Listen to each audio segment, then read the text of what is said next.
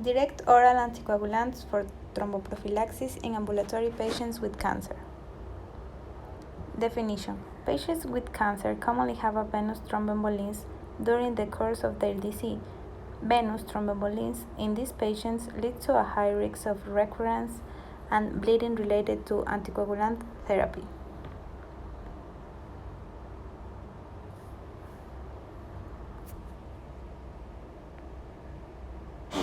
So thank you very much, and I'm going to be talking about our project in which we specifically tried to answer the question that I posed, so which is worse, bleeding or clotting after having a patient developing a thrombosis in patients with cancer. So the background is basically derived because of the fact that we know, and we have known for a very long time, that cancer patients have a higher risk for thrombosis, clots in the lungs or the veins of the legs.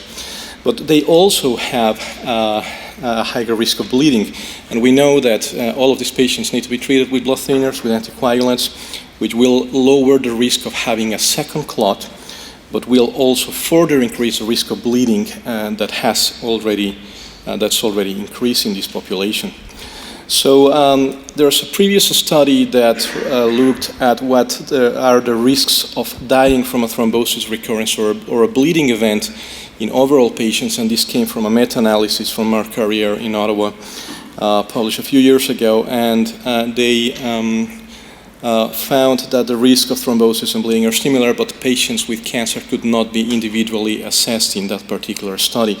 So our objective was to determine what is the risk of dying from a thrombosis recurrence or a bleeding event in elderly patients with cancer and thrombosis. So we conducted a cohort study, a retrospective cohort study, population-based in Ontario, Canada. We included patients 65 years or older with cancer, either a solid or a hematological malignancy, as well as a deep vein thrombosis or pulmonary embolism diagnosed within 6 months of the initial cancer diagnosis. We estimated the recurrence of VTE and major bleeding events, which we define as the occurrence of either an intracranial bleeding or a gastrointestinal bleeding event. And then we estimated the 7-day mortality after the recurrence of the venous thrombosis or the major bleeding event, as well as the ratios of the mortality for major bleeding compared to VTE, together with the 95 confidence intervals.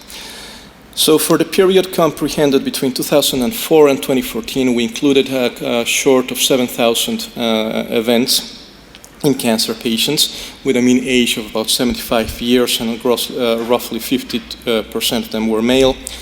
The vast majority of them were treated with low molecular weight heparin alone, and although there was a number of them that were treated with low molecular weight heparin and warfarin or warfarin alone, depending on what their registries had information about.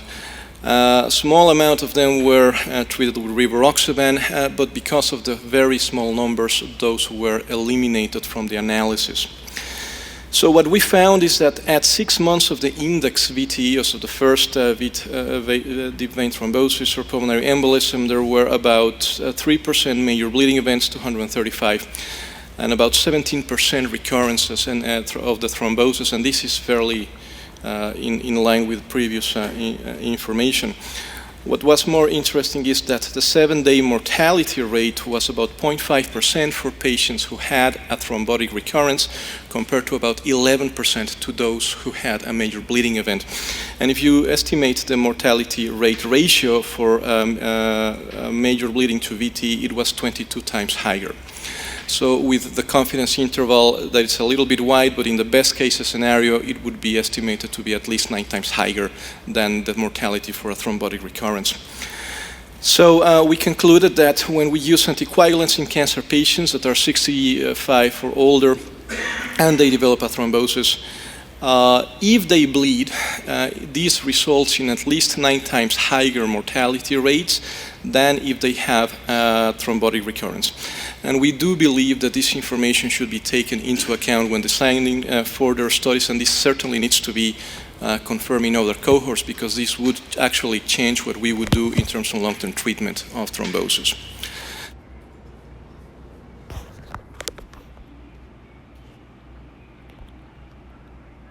Application. Several international guidelines suggest that antithrombotic prophylaxis be considered only in high-risk patients.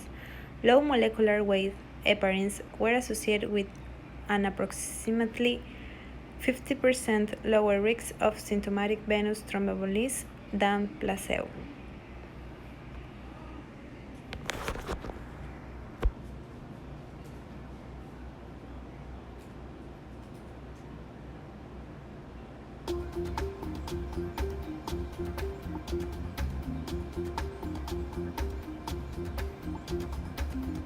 I'm David Garcia. I'm a hematologist, professor of medicine at the University of Washington in Seattle. Dr. Garcia studies developments in direct oral anticoagulants. Here, he will discuss the use of these agents in cancer patients who develop blood clots. I think one of the most exciting developments is what we're learning about so-called direct oral anticoagulants and how they might be able to be used in patients with cancer. Patients with cancer who develop blood clots have up until now needed to be treated with injectable anticoagulant therapy called low molecular weight heparins. This is a very burdensome treatment to patients because giving yourself a shot once or twice a day is not only going to cramp your lifestyle and be uncomfortable, but can be financially quite taxing. Direct oral anticoagulants have been developed recently as an alternative to warfarin or Coumadin for the treatment of patients with all sorts of blood clots, but they hadn't really been well studied in cancer patients. And at this year's ASH meeting, we heard a couple of really important presentations, randomized controlled comparisons of these direct oral anticoagulants to the injectable standard therapy low molecular weight heparin for the treatment of cancer-associated thrombosis.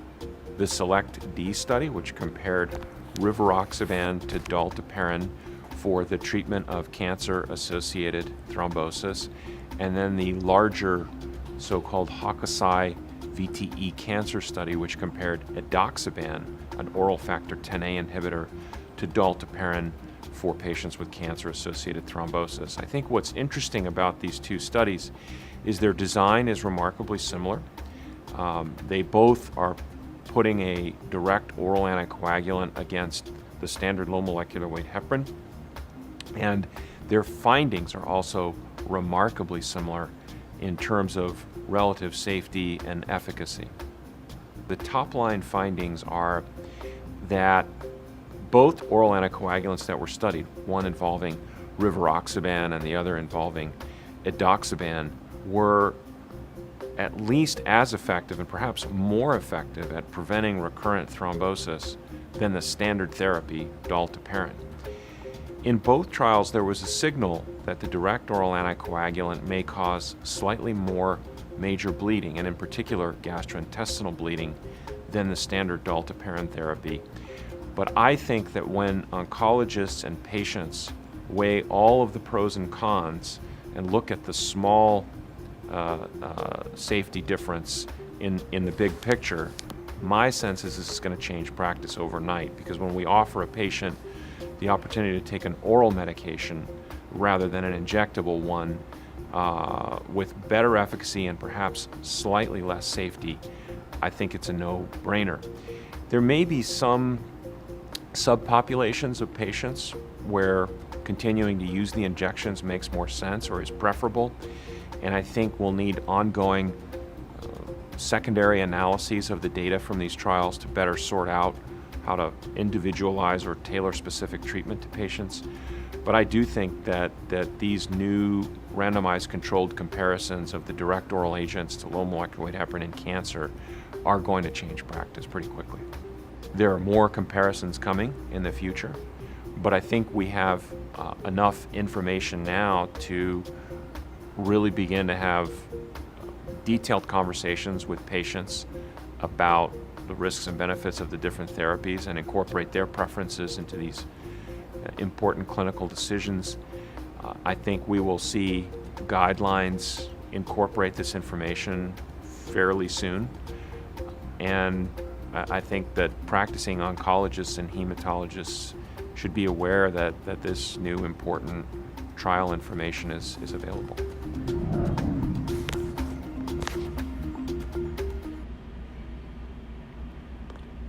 Pros and cons. Pros. The prevention of venous thromboembolism in high-risk ambulatory patients with cancer heparin may be especially beneficial in patients with limited cancer or with a longer life expectancy. Cons. Bleeding related to anticoagulant therapy.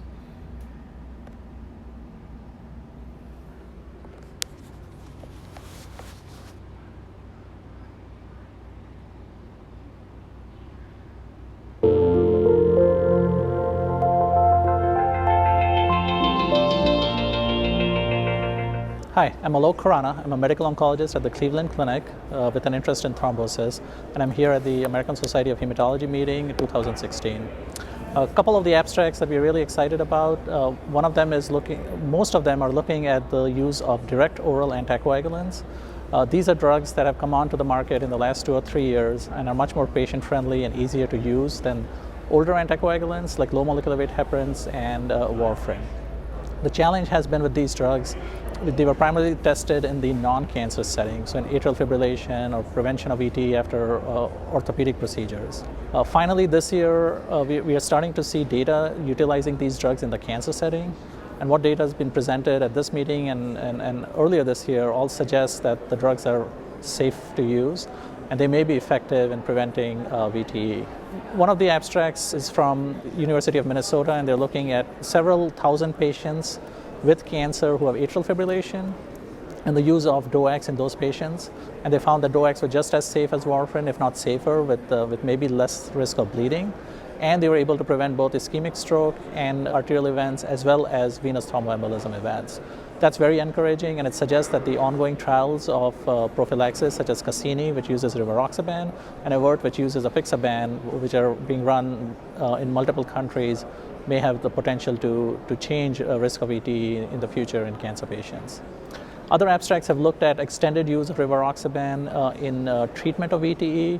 I presented some data looking at rates of recurrent VTE in patients who stayed on rivaroxaban after 3 months and after 6 months. And in both those studies, we found that there was no increased risk of major bleeding, but there was a reduction in the rate of recurrent VTE. And this supports the findings in the clinical trials, but because our data was in the real-world population, we feel that it suggests that this is both beneficial to patients and safe in the outpatient setting. Finally, we looked at rates of major bleeding between cancer patients and non-cancer patients, also with rivaroxaban, in a Department of Defense cohort. And we found that there was no increased risk of major bleeding. And in fact, rates of major bleeding in the cancer population were just the same as in the non-cancer population. So taken together, all of these data suggest that direct oral anticoagulants are going to be important for cancer patients in the future. We should support ongoing studies, and we feel that the use of these drugs is both safe and beneficial in this population.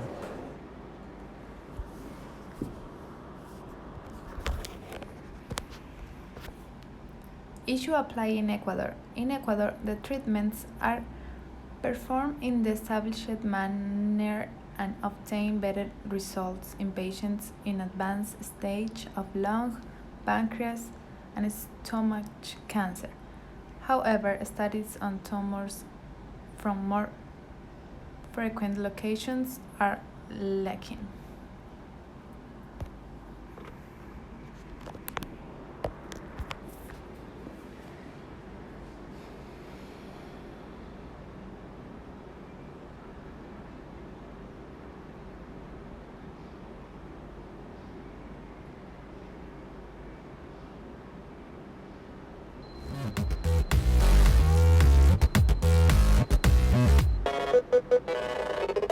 Welcome to Impact Factor, your weekly dose of commentary on a new medical study. I'm Perry Wilson. This week, 2 studies, both alike in dignity, in the New England Journal, where we lay our scene. Yes, we're going to examine the Cassini and Avert trials, both of which evaluated whether oral anticoagulants would prevent venous thrombosis in high-risk patients with cancer. And I'm excited to talk about these studies because they lay bare a central intuition of clinical trial design that I don't think is necessarily true.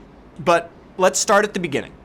Individuals with cancer are at increased risk of developing blood clots, but prevention requires the use of blood-thinning medications, which themselves carry substantial risk. Physicians and patients are not always great at balancing risks and benefits, so it would really help if we had strong data to guide us. We had a bit. Prior to the recent publications, 2 large randomized trials had examined the use of low molecular weight heparin in ambulatory patients with cancer and found a significant reduction in the risk of clot from about 4% to 2%, meaning you'd have to treat 50 people with low molecular weight heparin to prevent 1 clot. For a high-risk drug, that felt like a lot. To prevent 1 clot, we're essentially treating 49 people unnecessarily. Moreover, neither study showed a difference in overall mortality, so practice wasn't really changed. Enter a bit of intuition that I will argue is wrong. It goes like this. Imagine a population of individuals, all of whom have different baseline risk of developing a blood clot. Instead of enrolling this diverse group in your trial, select just those at highest risk. This is a process called enrichment. The idea is that if a drug is moderately efficacious among a given population, it will be more efficacious among members of the population at highest risk. Sounds good, right? Also, through enrichment, you increase the outcome rate in your trial, meaning you have to enroll less people and therefore spend less money. Assuming, of course, that the drug works just as well in high-risk individuals as it does in other groups. But that assumption, though intuitive, is not necessarily true. It assumes that the relative risk of outcome among the treated group is the same across risk categories. To do the math, let's imagine a drug reduces the rate of thrombosis by 50%. Well, we could take a low-risk group and reduce their rate of thrombosis from 1% to 0.5%, a number needed to treat of 200. Or a high-risk group and reduce their rate of thrombosis from 20% to 10%, a number needed to treat of 10. Which would you choose? But why should a drug have the same relative effect in people at high risk and low risk? Maybe people at very high risk are so high risk that the drug will have no effect. I call this the blowing against the wind phenomenon. Nevertheless, it was the hope of the Cassini and AVERT trials to target individuals with a high risk of blood clot based on the validated Khorana score, which takes into account the type of cancer and a variety of lab parameters in order that the overall effect would be compelling enough to lead us to a new standard of care. So what did they find? Nothing to settle the debate, I'm afraid. Cassini randomized 841 patients to rivaroxaban, that's Xarelto, 10 milligrams daily. The rate of blood clot was 8.8% in the placebo group and 6% in the intervention group, a non-significant reduction with a number needed to treat of 36. AVERT randomized 563 patients to apixaban, that's Eliquis, 2.5 milligrams twice daily. The rate of blood clot was 10.2% in the placebo group and 4.2% in the intervention group, a number needed to treat of 17. Now, it may seem that apixaban won this contest, though remember that these are 2 separate trials, not a head-to-head comparison. But don't go rushing to the prescription pad yet. The overall death rate was 12.2% in the apixaban group compared to 9.8% in the control group. That's right, less clots, more deaths. Not great. Why weren't these trials slam dunks? Because that intuition that drugs always work better in sicker people is not correct. In fact, cancer is a particularly good example. The individuals at highest risk of blood clots are the very ones at highest risk of dying from their cancer, and preventing a blood clot may do little to avoid that outcome. Is there a fix for this? Actually, there is. And it's been staring us in the face for a while. Facebook, Amazon, and Google have been doing it for a decade to more efficiently target ads to consumers. It's called uplift, or individual treatment effect modeling. And the idea is to enroll patients not based on their risk of a given outcome, but based on their chance of responding to a particular therapy. These models allow for the fact that sometimes a particular therapy might work best in those at moderate risk, or even low risk. If you're interested, I've written about this in a couple of places. You can find the links in the transcript. Until we move to a smarter type of clinical trial enrichment, we're going to remain frustrated at how hard it is to figure out just who is a good candidate for a risky therapy. Those at highest risk, counterintuitively, may be exactly the wrong ones to target. For Medscape, I'm Perry Wilson.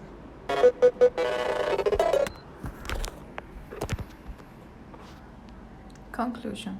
The use of anticoagulants is studied only in high-risk patients with cancer. However, more studies are needed to be done and confirm their efficacy in a longer life expectancy.